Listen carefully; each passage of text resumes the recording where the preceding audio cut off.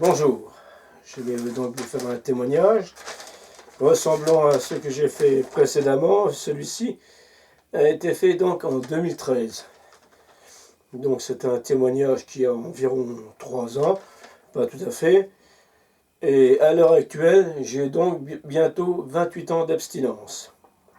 Alors ce témoignage, je l'ai fait quand ma fille, qui avait désormais 3 ans et demi, avait environ 1 an. Vous voyez, je vous la montre. Voilà.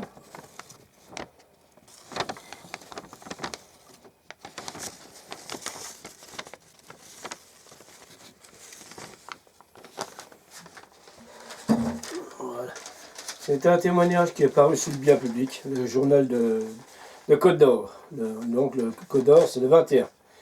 Alors je vais vous lire ce que le journaliste avait écrit pour ce témoignage. Donc là, à ce moment-là, j'étais donc abstinent depuis 25 ans. Donc à l'heure actuelle, aujourd'hui, le 1er mai 2016, j'ai bientôt 28 ans d'abstinence, 27 ans et demi quoi. Il veut que son témoignage soit utile à celles et ceux qui sont aujourd'hui en détresse. Daniel affirme qu'il serait mort aujourd'hui s'il n'avait pas été aidé.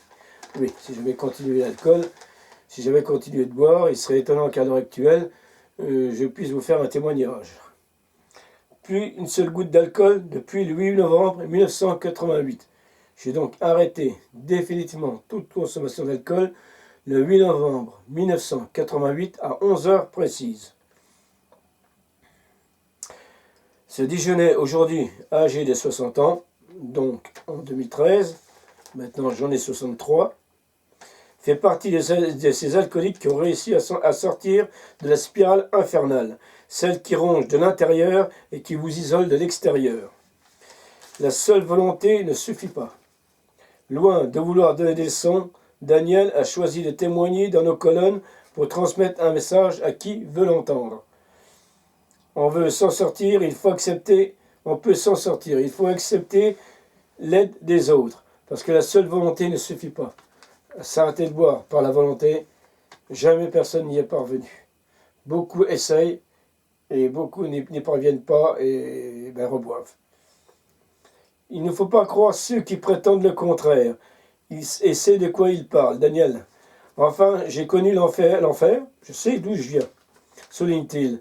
Si je n'étais pas rentré en cure en 1988, je serais certainement mort aujourd'hui, vu ce que j'étais capable de boire. Rescapé comme il se définit lui-même, et parce qu'il en a vu mourir en 25 ans, donc à ce moment-là, Daniel veut dire combien son abstinence est magnifique. Effectivement, puisque depuis 5 ans, ça m'a quand même permis de refaire ma vie, avec une jeune femme, nettement plus jeune que moi, 26 années de différence, et nous avons une petite fille donc qui s'appelle Eden, et qui a maintenant 3 ans et demi. Donc si j'avais continué l'alcool, je pense que je n'aurais pas connu ça. C'est quelque chose de positif dans tous les domaines. Malgré des tas de trucs qui sont arrivés en 25 ans, j'ai tout surpassé sans alcool, sans difficulté. J'ai même fait mes mariages de ma fille sans alcool et j'ai même fait mon deuxième mariage sans alcool. Mais le baptême de ma fille sans alcool, enfin tout sans alcool. La naissance de ma fille sans alcool. Et je vous dis pas en presque 28 ans ce que j'ai pu faire comme repas, gala, sortie et tout, sans alcool.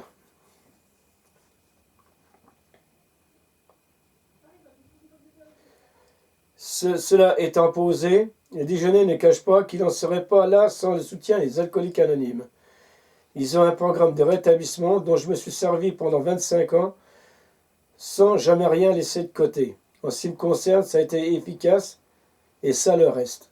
Oui, j'ai quand même fréquenté les alcooliques anonymes depuis environ les années 91, je pense, et je les ai suivis assidûment. Et je dois dire que ça m'a été très bénéfique. Et même si depuis un certain temps, je ne les fréquente pratiquement plus, je continue à me servir de leur programme. Parce qu'il me permet de ne pas retourner en direction du premier verre et surtout de rester vigilant Et je dois dire que ça a été une association sensationnelle. J'ai moi-même été créateur d'associations vers les années 91, dans ces eaux-là. Oui, oui, j'avais créé un groupe des alcooliques anonymes à Beaune avec l'aide d'un autre alcoolique que j'ai voulu aider. Et nous avions monté ce groupe à l'époque. Depuis, le temps a tourné, je crois qu'il existe toujours, il a été recréé par un autre. Et je voulais dire que les alcooliques anonymes, c'est une excellente association pour poser son verre. Et pour aussi comprendre qui on est, et ça c'est extrêmement important. Voilà, j'ai fréquenté une autre association tout au début, pendant 2 ans. Mais bon, on ne parlait pas il n'y avait pas de programme de rétablissement, il n'y avait rien, quoi. C'était juste pour faire des petits repas entre nous. Mais bon, rien d'intéressant. Alors que les alcooliques anonymes, ça tient la route et ça en vaut la peine. Celui qui y va, il a toutes les chances de réussir, d'arrêter de boire et de continuer à rester abstinent. Pas de fatalité. Pour Daniel, être sorti de l'alcoolisme chronique ne suffit pas.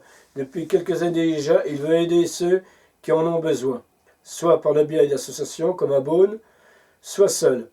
J'essaie d'expliquer que je suis passé par là sans sentiment de supériorité de ma part, parce que je reste dans l'idée que entre eux et moi, il n'y a pas beaucoup de différence, juste un verre. Au final, avec ce témoignage d'un alcoolique abstinent depuis 25 ans, donc en 2013 bien sûr, on comprend que le seul désir de vouloir arrêter de boire est certes nécessaire, mais pas suffisant. Il existe aujourd'hui un grand nombre d'associations. Il y en a sur Internet et on en parle plus qu'il y a 25 ou 30 ans, observe Daniel. Oui, maintenant nous parlons de plus en plus de l'alcoolisme. Il y a de plus en plus d'associations. Les pouvoirs publics ont essayé de faire quelque chose, peut-être pas les bonnes solutions qu'eux emploient, mais le meilleur, ça reste encore des associations, ça c'est sûr. Ce qu'on peut dire, c'est qu'un alcoolique est quelqu'un de malade, ça reste gravé à vous, à vie. Un alcoolique est alcoolique à vie. C'est-à-dire qu'il n'est jamais guéri, s'il reprend un verre, il rechute. La seule guérison possible, c'est l'abstinence totale. Il n'y a pas de fatalité. Voilà, c'est exactement ça. Donc c'est le dernier témoignage que j'ai fait. J'espère en faire un d'ici quelques temps. Il m'arrive à faire du Facebook aussi. Sur Facebook, j'en fais un tous les ans pratiquement maintenant. Et j'espère reprendre le flambeau et en refaire un sur le bien public. D'ici 2 ans, ça, je pense j'aurai 30 ans d'abstinence. Et il est important d'en parler, de ne pas rester dans son coin, à se dire, j'ai arrêté de boire, mais sans plus. Il faut toujours rester vigilant. Vigilant 24 heures sur 24, 24 heures à la fois. Et ne jamais perdre le fil comme quoi on est bien malade alcoolique. Et que le premier verre sera toujours le plus mauvais. Ne jamais prendre le premier verre. Et surtout, toujours éviter la rechute. Je ne suis pas partisan des rechutes. J'avais donc sur 28 ans d'abstinence, je n'ai jamais fait un accident de parcours. Et j'en suis absolument content. Auparavant, ces 28 ans, j'avais fait des rechutes. Mais des chutes qui n'ont jamais bien abouti. Toujours des catastrophes, sans compter des fois qu'à chaque fois, c'était risquer sa vie. Alors que là, depuis 28 ans, je n'ai pas envie de rechuter. Loin de mon idée, et je n'essaierai même pas. Ça n'en vaut pas la peine. Le jeu ne vaut pas la chandelle. Je pense qu'une abstinence n'a pas de prix. C'est quelque chose de très important. Et surtout à bien garder précieusement. Alors je suis absolument contre ceux qui disent que la rechute peut avoir parfois du bon. Je n'y crois absolument pas. J'entends cela dans l'ancien centre de cure où j'ai été, où certaines personnes parlent ainsi. Et même des fois les infirmières les approuvent. Je ne suis absolument contre. Voilà, le meilleur c'est d'être abstinent, de ne jamais reprendre un verre et de rester vigilant. Je vous remercie de mon écoute et à bientôt.